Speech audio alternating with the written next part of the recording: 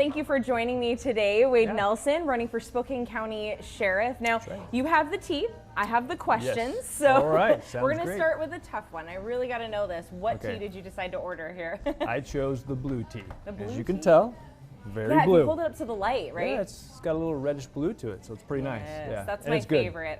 We're going with iced tea today because not only is it hot outside, it's a little hot in here today. Yes. So it's a little warm. I promise I haven't made him sweat yet. All right, well let's get right into it. Sure. Wade, tell me, why did you decide to run for Spokane County Sheriff? Well, to be honest, you know, I've worked for the Sheriff's Office for almost 21 years. I decided to run for many reasons, but really the main reason that I decided to run is our current administration, I believe, has been failing our community. And they've been failing in the fact that they have not really properly staffed our department. For the last 10 years, really, we've been having manpower issues, and it's just been declining since. And our administration, and I say that because one of the candidates who's running is John Knowles, obviously, and he's been part of that administration for 7 years in that decision-making process. So for me, when I saw he was running, and Deputy Craig was running against him originally, and then of course we all saw what happened there, and he got fired and had to drop out, so he was running unopposed.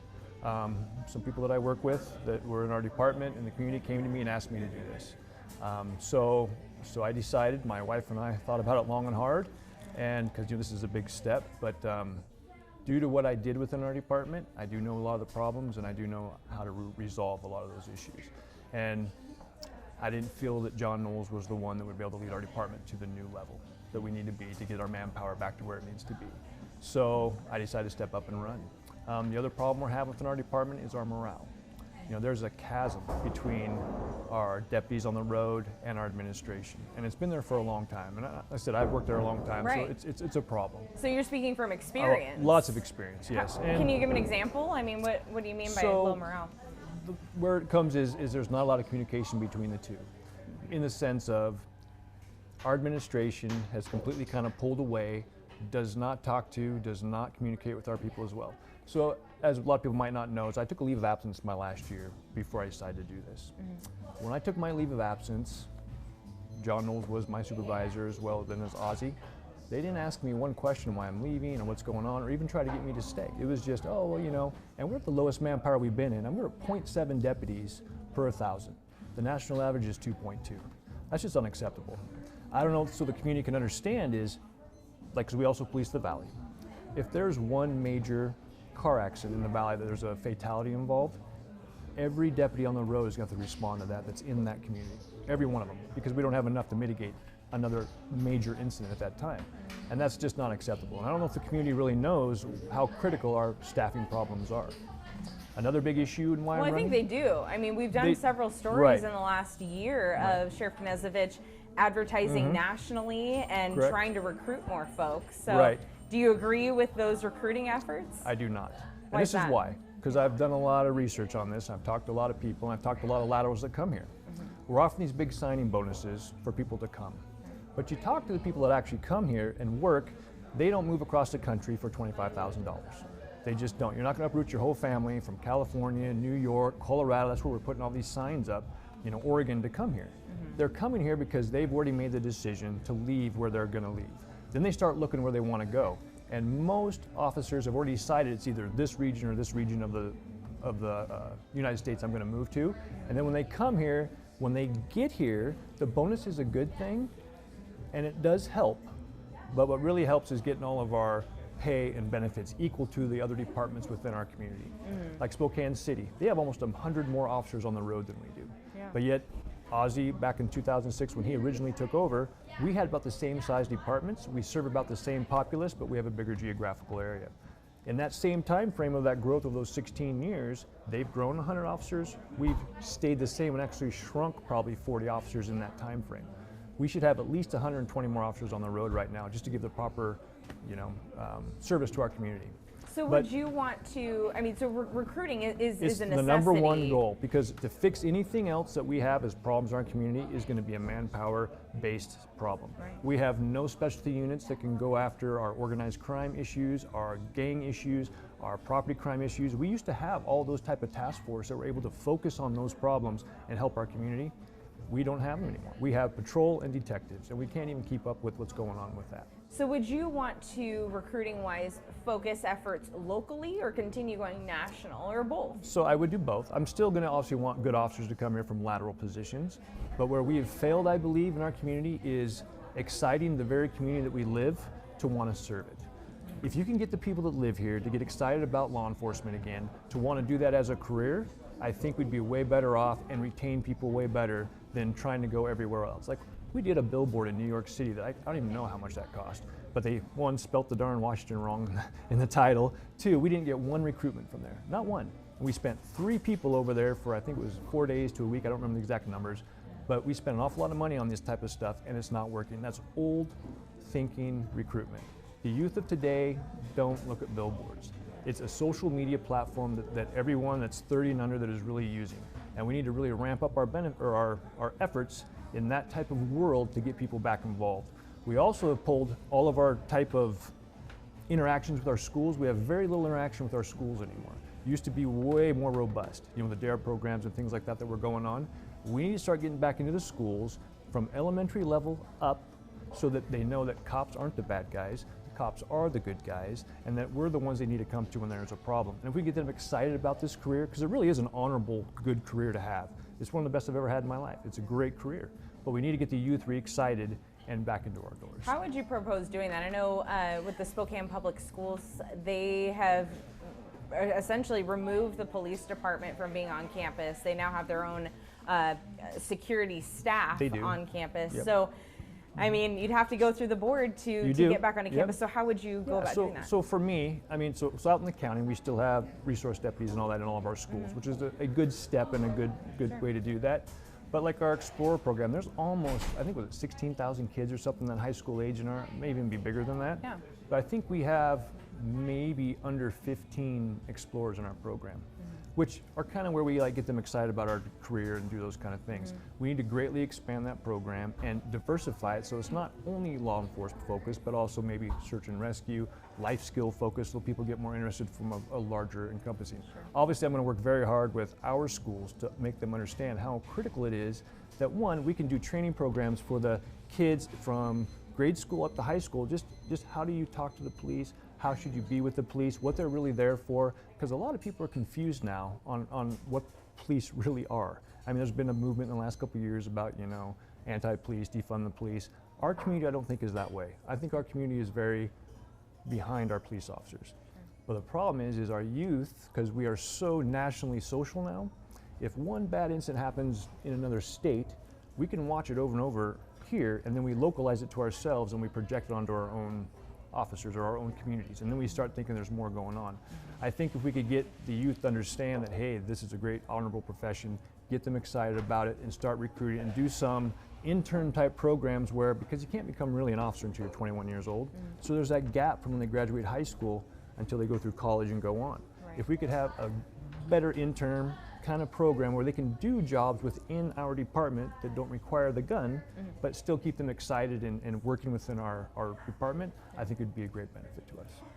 Well, so you kind of alluded to this. Spill the tea for me, if you will.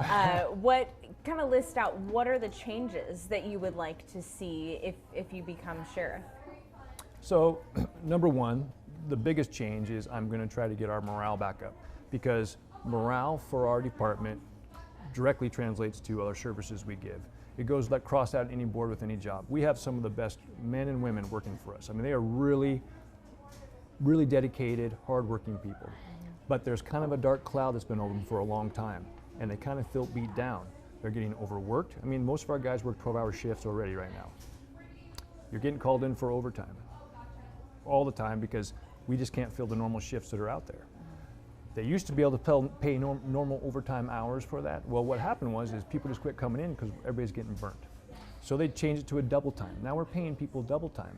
Still couldn't get enough people to come in. So they opened it up to sergeants, which is a higher pay grade. So when you're paying a sergeant's wage at double time for working a patrol shift, we are spending an astronomical amount of money in our overtime budget. We should be focusing 100% of our power and money into getting people in our door, and we haven't been doing that. And the other thing I feel where they haven't been very successful is getting to the message to the community that we do need this budget change to get our officers' pay up to the equal of just the department across the door from us. So we're equal, so there is no reason why when they do come and check out our area and they look at both and they go to the other one. It happens all the time. You're talking about the Spokane Police Spokane City, yes. Yeah. Most of the people that come here to get recruited go there instead of to us. Right. And I've talked to a lot of the guys that have done that, and a lot of them say a lot of it's because of our morale of our department right now. And I directly put that on our administration, why we are here. They've known this problem has been coming, and they have not stopped it. Through my career, I've been everywhere I go. I didn't take the administrative route in our career. I could have gone and tested and become, sergeant on up. I decided to take specialty roles and things like that through, like Department of Emergency Management, my search and rescue, emergency operations team, defensive tactics instructors, patrol procedure instructors, and I also took on our women's self-defense program and fixed that and did it for the community. I want to work directly with the community, be involved, but I took leadership roles in every one of those that I did and became the lead trainer and leader for every team that I did. And the reason why is because I believe, number one, it's the training our guys get that's going to make them a good officer on the road. So whether you look at how they train or how we do our things, our training is kind of broken. And this is one of the reasons why I did take my leave of absence later on, is because it was like banging your head against a wall trying to get things to change on the training aspect of it, which really needs to change, and us trying to make our own academy. I don't know if you guys heard about that or when that was going on. Yes. How we completely pulled away from CJTC and said we're going to make our own silo and encapsulate our own. Bad idea. Bad idea from the beginning. I do want to take a step back. You mentioned stepping into leadership roles in your time with the Sheriff's Office. How would you measure your success in those roles? So, when I went into Department of Emergency Management, because I worked patrol first and I went into Department of Emergency Management. While there, I had to facilitate our Spokane County Comprehensive Plan. That is basically the plan on how our community will react to any major disaster, anything like that. I also wrote and facilitated our evacuation plan for our county. And then I became an Incident Command Systems regional trainer as that as well, which is basically how we will communicate and work with every agency and how we mitigate the problem when there's an issue going on in our community. During like the Ponderosa fires, I stood officer watch on that as well when that was going on. So I understand how our community is supposed to function when there's a problem and when there's not. I mean, that's what I teach. When I was going through, all the things that I taught were critical to how our department runs. Like when it comes to ICS training, I'm the one that teaches all of our lieutenants, everybody, how to do that. When I went into the search and rescue, I became the search and rescue coordinator. I had 11 amazing volunteer teams that I got to work with. It's about 150 volunteers that I was in charge of and managed during that whole time. Through that time, we won. When I took it over, and I went to the sheriff at the time, and I said, hey, this is what needs to happen. There was a lot of friction. We did a lot of head banging along the way, but finally they let me do it my way and get it going.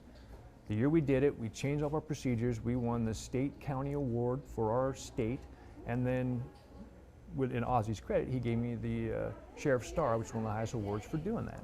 So my leadership showed there where I was able to take a program that wasn't failing, but it wasn't thriving, and I made it thrive.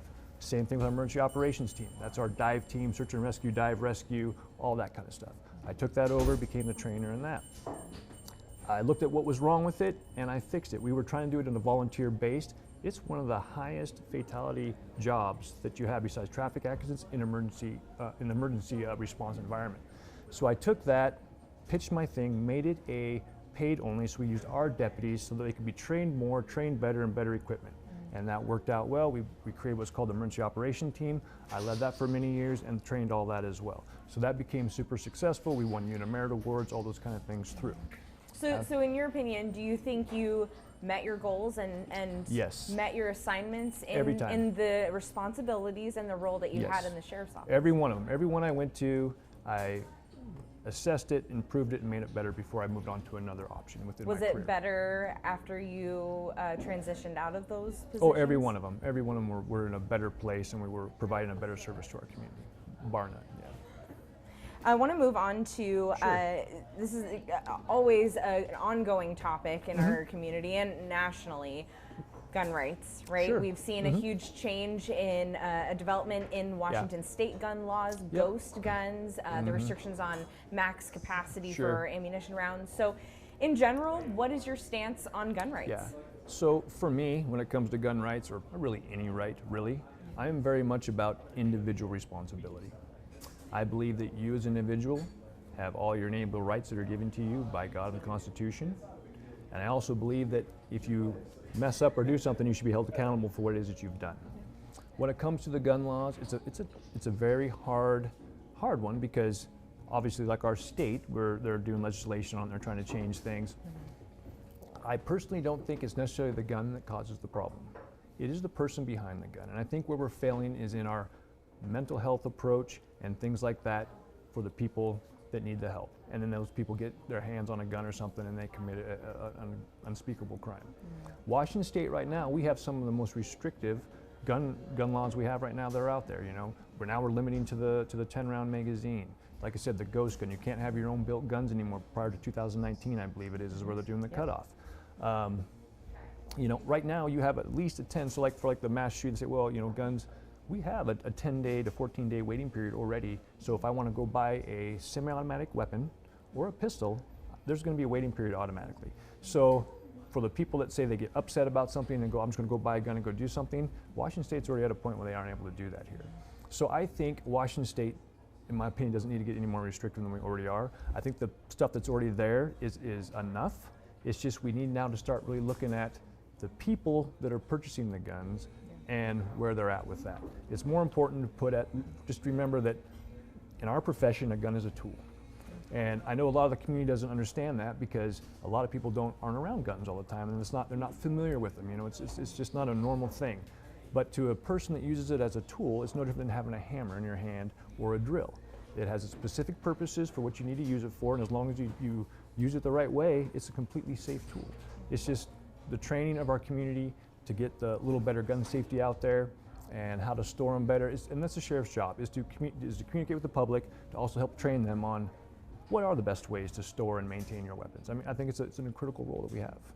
And in Spokane County, we've been seeing an increase in violent crimes and drive-by shootings every day. It seems, or every week, I'm covering another shooting in different neighborhoods in our county.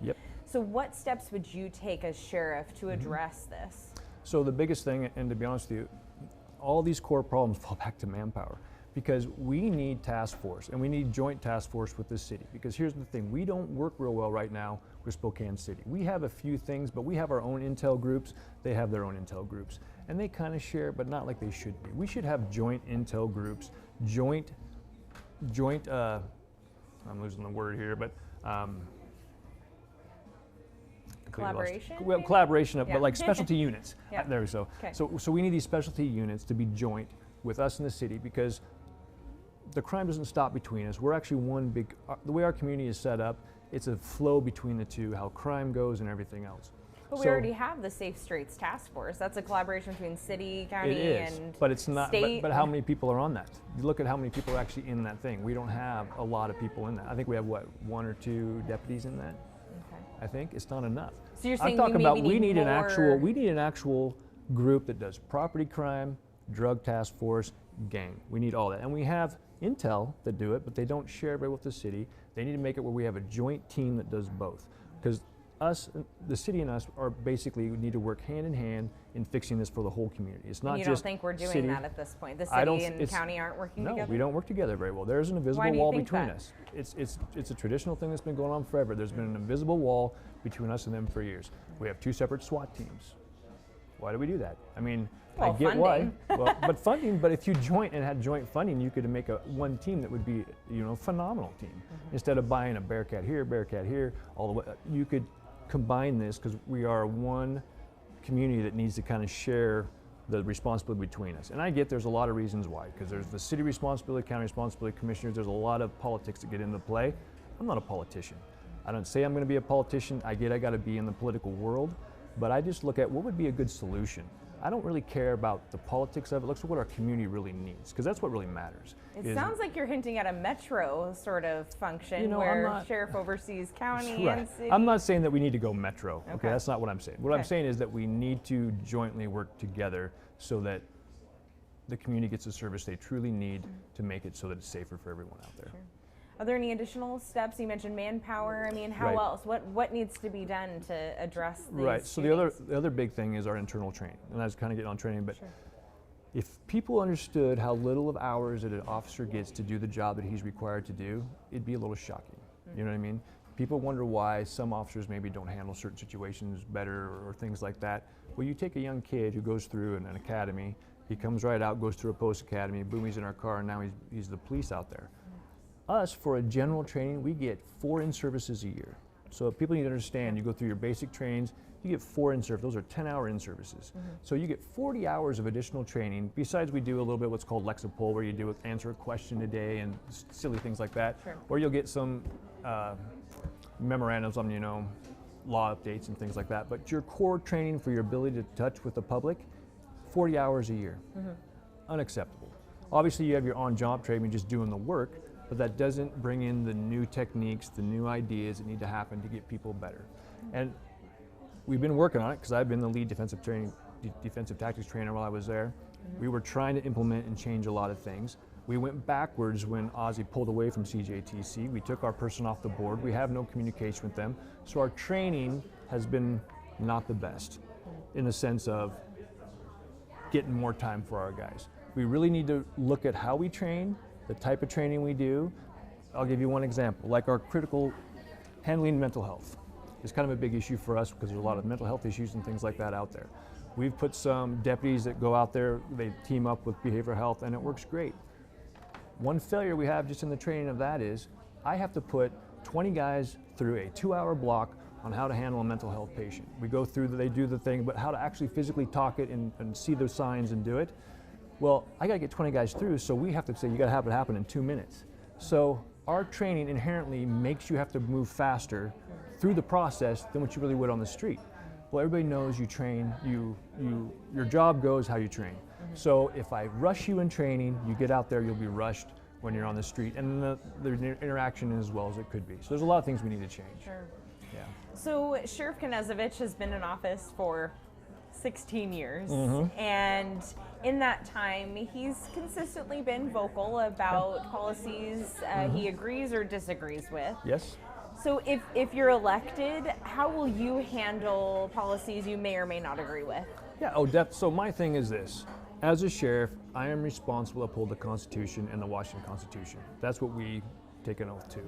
So that is the core that I am supposed to support as a sheriff, is your individual rights. I work for the people. That's why the sheriff is very different than, let's say, chief of police, things like that, because I am elected by the people that want you to serve. So that's who I have to serve, and that's who I have to listen to and understand what they want.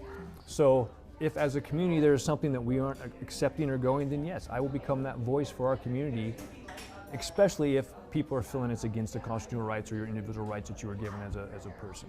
So yes, I am 100%. The sheriff's job is to be the voice when it comes to law enforcement type issues for the community he serves. So yes, I would do what my community needs to make sure that their rights are always there, nothing's infringed upon, and that our community can be safer. I think your opponent, we spoke with John Knowles, and he made the comment that at times, I think you maybe agree on this, that at times it's necessary for a sheriff to be vocal. Yes. I mean, do you agree with that? I do, yeah. Because that's our job, really. I mean, it's our job to be the voice when it comes to law enforcement side, which is some legislation as well on that side. However, though, you got to be careful because the sheriff's job is also to be, Lady Justice wears a blindfold for a reason. So when it comes to dealing with our citizenry, you have to be unbiased in all things. So if there's a conflict or something going on, it's not to put my point of opinion upon what you're doing. I only have to do with what the law and what's on the books and because there's a letter of the law and the spirit of the law, and we have to play with both when we're dealing with the public, and that's our job. But yes, we are there to make sure that our citizens are not, that any of their constitutional rights and Washington state rights are infringed upon. And sorry, and to step back, I wanted to kind of bounce off of the drive-by shooting situation. How would you handle, or I guess, how would you want to address repeat offenders? I know a lot of the shootings we've been covering are repeat offenders who also have felony convictions and shouldn't be in possession of firearms. I agree. So do you think that there should be a change on how we're handling or dealing with our repeat offenders? Yes, and it's not just in the violent crime, it's in all crime. You look at, because there's the violent crime with the drive-by shootings, things like that. We have a lot of domestic violence type things that go on, and then we just have our theft and our property crimes that go on. You can look at some of these guys who've been arrested. I mean, we have people over 100 times in our community who's been arrested for crimes, convicted felon, all these type of things. And it's just a revolving door. And it's not just a sheriff's office, because my job as a sheriff is to get them off the street and put them in. It's the prosecutor's job at that point then to take it from there and make sure that what we charge them with sticks and they get the proper sentencing. So relationship between the sheriff's department and the prosecutor's office is critical.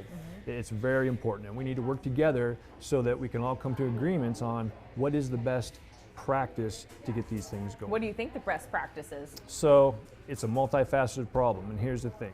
Because some people, whether you like it or not, need incarceration. They need to be removed from society because they cannot function there, and they just keep continuing to cause that problem for our community. The problem is when it goes through the judicial system and it gets to the judges, a lot of times they're let out and nothing, and it's right back to the community. So I think you need to be tougher on those. I'm very much into holding people accountable for the things that they do. So if you're gonna do that, you're gonna have to do the time. But I'm also about, you have to be compassionate in some of the things you do too, right? Because I don't want you just to go to jail, go back out, go to jail, go back out. There has to be a way to help the citizenry who are in that part of our society to improve themselves.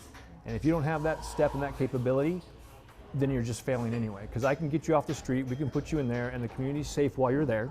But once you go back out, if we haven't helped you grow and change your mindset on who you are and what you're doing and get your individual feelings back of who you are, then you're just going to go back out and reoffend again. So there has to be a twofold on that. You have to have the rehabilitation capability, but you also have to be able to remove them from society to make that happen so that they don't keep causing our citizenry the grief that they have. If that makes sense. Yeah. Now I do want to move on to some viewer questions. Let's see, that our viewers wanted to ask of our candidates. So they'd like to know if you would support a new jail that focused on addressing drug and alcohol abuse diversion programs instead of incarceration. I know you touched on that, but maybe kind of where you stand on this. So obviously we have, our jail is old and it's obviously over full. Everybody knows that. It's been a problem for a long time. I think the Sheriff's Department made a big mistake when we gave it up. I think we lost a big part of the capability for us to have input onto how we're holding and the policies that go into the incarceration parts while we're holding within our community. So I think that was a failure on us, and I think the sheriff should be in charge of the jail because it just goes hand in hand with what you're doing on the street to how you're going to hold someone. But you don't have the manpower to be in charge of it, though. Well, there's already manpower in the jail. There's separate. You have two separate type of. You have your correction deputies. Maybe absorb. Well, because they used to be, they become, because you had your correction deputies and your deputies on the road. All we did is we said, I don't want to deal with the jail anymore, and pushed it away. It didn't change our manpower. Sure. It just changed who's in charge of the budget that runs it, and we don't have to deal with it anymore. That's what we did, and I think that was wrong. It's the sheriff's responsibility to be in charge of the road, and his responsibility to be in how things are incarcerated. That's what the sheriff is supposed to do. That's his job. And we gave that up a long time ago, and I thought that was a failure on our part. Well, what is the benefit? And maybe it's your opinion that the sheriff should oversee it, but what's the benefit to that? So the benefit is, because the difference is if we have control over the actual partition that we put the people into, you have policy influence over how they are treated, the kind of policies we have, who we're going to put in, who we're not going to put in. We have total control over those type of parameters. And the problem is when you give that up, and now it's ran as a third-party separate entity. Now you have to ask for permission to put someone in that jail. Like there's many times they go red light critical and we can't even put someone in the jail. Stuff like that because of due to their policies and how they want to run it. I'm not saying it's a failure on their part. I'm just saying, but it puts that back on the Sheriff's Department that we don't have the same ability to put people off the street like we would originally. Would you change the policies as they are now if that was the case? I would change some things, yes. And not only that, but we do need a new jail. I agree. But the funding to do that, people are putting out numbers like, what, $500 million, something like that to build one. Where's that money going to come from? How are we going to do that? I don't know. I think we need to look at the difference between violent crimes and nonviolent crimes. I think the jail, because of how we are more critical, should be for violent crime offenders. I think we need to look at technology today is at the point where if you're a nonviolent offender, and I can put some type of monitoring device on you, and we already have these programs in place, but we robustly increase it. You can have one person or one employee monitor several people by a computer through GPS monitoring software out there. It's crazy what you can do. I mean, look what you can do with your phone, right? You can just do it with a phone. You lock it on there, you do that, working home. Because here's the thing, when I take a nonviolent offender who's doing things, but I put them in there, if they lose their job, lose their livelihood for their family, you've just created another problem in our community. So we need to find a way for the nonviolent just say, look, you can still work, you can still do this and pay your restitutions and things you need to get back, but you're going to be monitored every step of the way, and you step one off your path, then yes, then you do go get incarcerated. But can you guarantee how closely they can be monitored? I mean, you well, can hope GPS, that they're monitored, but GPS can go down to within a foot of your location. Okay. So everywhere they go, and if you monitor where they're only to go to work and home, however you want to monitor, and there's a lot of parameters, and obviously you have to get a board together to dictate what's the best way to actually monitor that. But for me, I think it's a way to save money, it's more cost effective, and there's a lot that will probably, okay, I screwed up, and will walk the line, do their time on a ankle monitored type bracelet that we can monitor, opposed to just sticking them in incarceration. Because once you incarcerate, a lot of people will lose their jobs, things like that, and then I've created another problem for our community that now we have to solve down the road.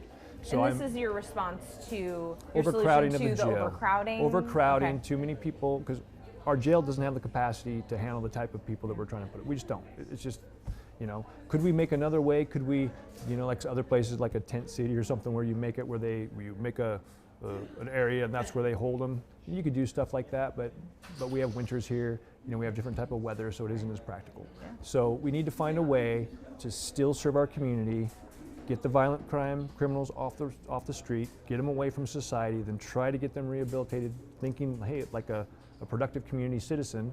But those who aren't doing the violent, and not that means all of them aren't going to go, it's going to be a process, a vetting process for everyone, whether they fit this program or not, obviously. But I think we have to do something, or we're going to be revolving door nonstop with no real way to monitor where they're going and what they're doing after they walk out the door, because it happens time and time again. Yeah. Well, feel free to take a sip and enjoy your tea yeah, there. It's helping cool down in here. Yeah, it is getting cooler. So, a question I've asked all the candidates is, well, you're one of 3 candidates running for Spokane County Sheriff. Yes. What makes you stand out against your opponents? So I think the biggest thing is, one is I think I'm the only one that's served in the military. I served 6 years in the Navy. I was a Navy intelligence specialist. My last 2 years there, I worked with my division's supervisor. I'd served during Desert Storm. So I think that brings a very different, unique skill set to a table that I don't think either of the two have had. I grew up really on my family's farm ranch, it's outside of here.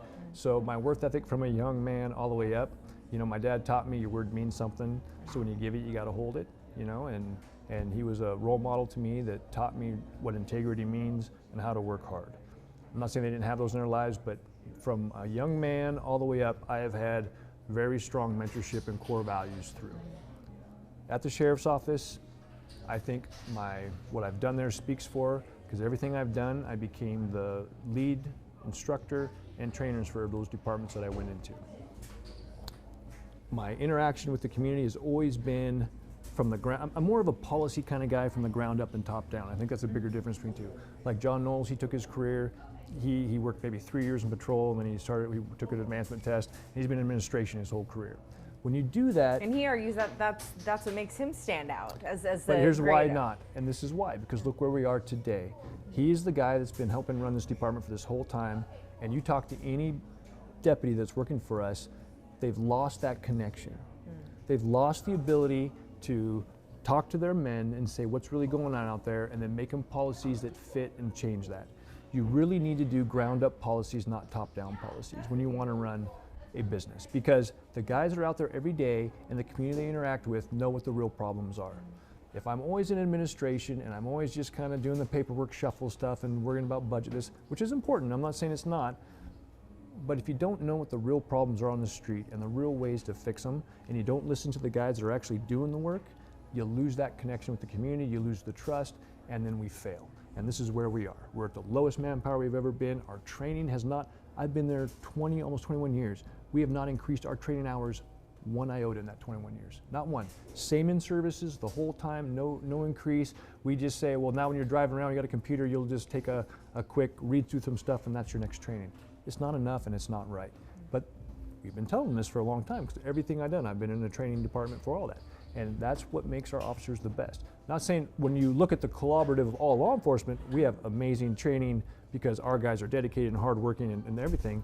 But if you look at what they should really have, it's not there. And they have never taken a step to increase that through this whole time. And I don't understand it, because our community deserves better service. And to get that, they need better training, and we haven't done it. And is it, I mean, I wonder, to follow up with that, is it because maybe there's staffing kind of goes hand in hand with that, because we don't have the time to be able to put folks into that training? But here's the thing, but they decided to make their own academy, and we didn't have the timing or people to do that. And I told them this is not a good idea. CJTC is our certifying agency for the state to get certified. Yeah. They decided to pull away and try to do our own. They tried to go with another national thing that tried to certify us, which CJTC is our state that we work in, won't rectify. So it wasn't that they didn't want to have their own, because we added this training, and it was the wrong type of training at the wrong time. We pulled away from when we should have been focusing on CJTC and saying, we want to collaborate with you and make it better so that everyone in the state prospers, instead of pulling away, making a silo and saying we're going to train ourselves. Because I was one of the trainers. We have phenomenal trainers in our department, because that's one thing I'm adamant about, and a lot of the other trainers, is we want to be the best. So we go out, become subject matter experts in everything that we do so that we know how to train it. The problem is the manpower and the timing, and the administration failed because they let us get there. They should have went a little bit harder with the community and a more open thing, and pushed with our commissioners and things to make sure that it was happening. Were you ever in a position where you could speak up about your opinion on that, and when you worked there? Correct. But the thing is you go, because I've had communications with Ozzie, I've talked to there's and you just didn't feel like you were heard? They don't. Because no matter what, we were going to make our own academy. Good, bad, and different, even though the actual people that could certify said, we're not going to certify you. We do it for a year, they still tell us we're not going to certify you. But because of whatever reason, the animosity between, he decided he's going to do his own and make it, because there's limited space in that academy, yada, yada, yada. If we would just work with them better, help fix their policies instead of try to make ours, because every officer we have out there has been through this academy. It's not the best, I agree, it needs fixing, but all training needs fixing, and nothing can ever be perfect. It always has to evolve and grow. And I think if we would have worked with them and been a little more on the same page with them and try to facilitate and give good reasons why we think it should go another way, I think we could have made a huge difference. Not shot ourselves in the foot for the last 2.5 years, paying a guy for 6 months of time, trying to train him into something before he goes to the academy, which he has to go to anyway to get certified. Then he comes back, we train him different than they did, so now we got to redo what we wanted to do before.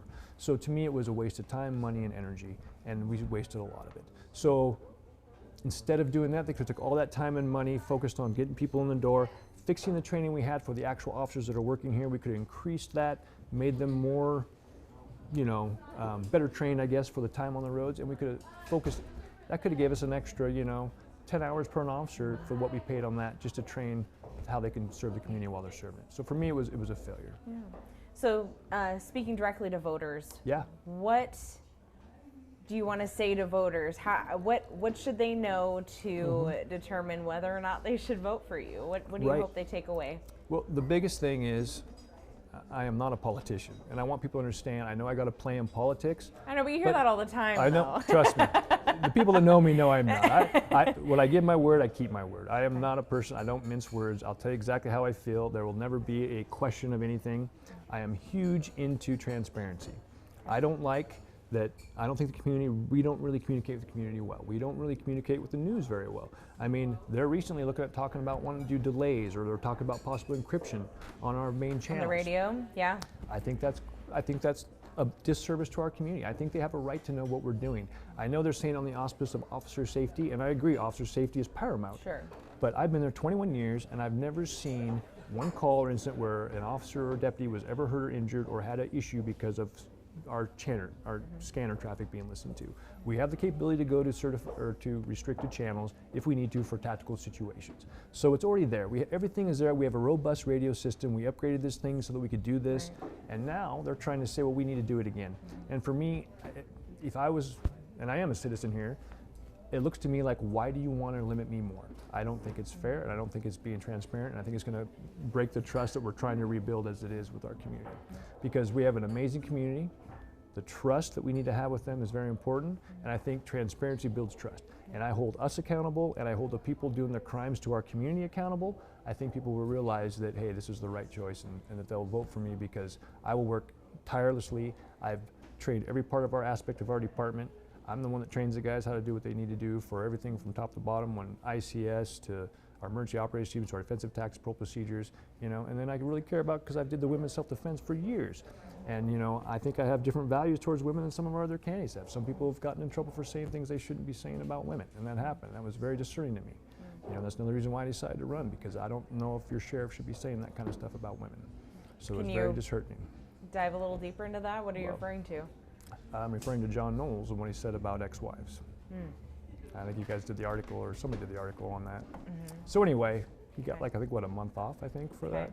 And what I'm saying is, and I'm not trying to knock John Knowles or be mean to him, but I look at that as, if you're willing to say that kind of stuff and you're in leadership position roles, I don't know if that's okay. You know, I took on the women's self-defense thing because I have a very opposite opinion on what women should and shouldn't have, and empowering them in this world. Training because, or oh yeah, so I taught the women's self-defense program for the Sheriff's Department for all this time. I took it on, did it every Saturday, my day off for time on there, and I went there and did that for a long time.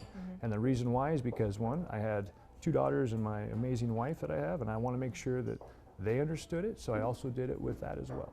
So it was very important to me to have that communication with the community and get women so they understand how to be empowered and safe in this modern day and age.